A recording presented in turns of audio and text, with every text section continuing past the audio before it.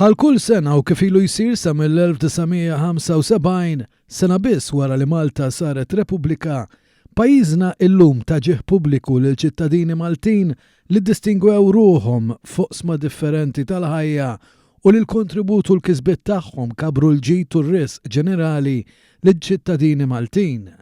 Fost dawk li llum kienu onorati bil-medalja għal qadi tar-Repubblika insibu lill-Arċisqof Emeritu George Frendo. F'kummenti li tal il-One News qal li x-xogħol li għamel il-bogħod minn pajjiżna bħala missjonarju kien rikonoxxut.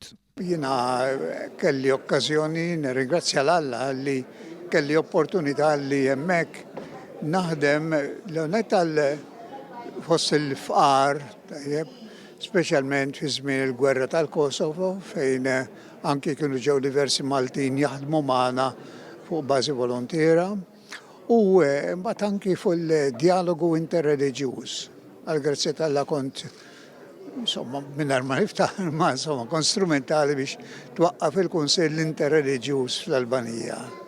Fost dawk li jingħataw il-medalja l-qadi tar-Repubblika wara mewthom insibu lil Karl Guder, lil Jake Vella u lil Lorenzo Vella, emozzjonata bi kburija u sobiena fl-istess waqt. One News tkellem ukoll mal-armla ta' Lorenzo Vella, Cheryl Mikallef Borġ, li qaltilna xi jfisser għaliha u qrabata dan l-unur.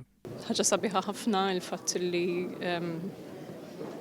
il-ħidma kollha ssijat il-sagrifiċi li għamilna bħala familja huma rikonosciuti u anki l-ammor propju il-lealtà u il-qalb kollu li kellu għal-pajjiżu u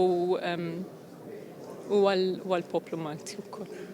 Tfisser ħafna u naħseb għall-uliedna għall-futur ħad tfisser xi ħaġa ikbar ukoll.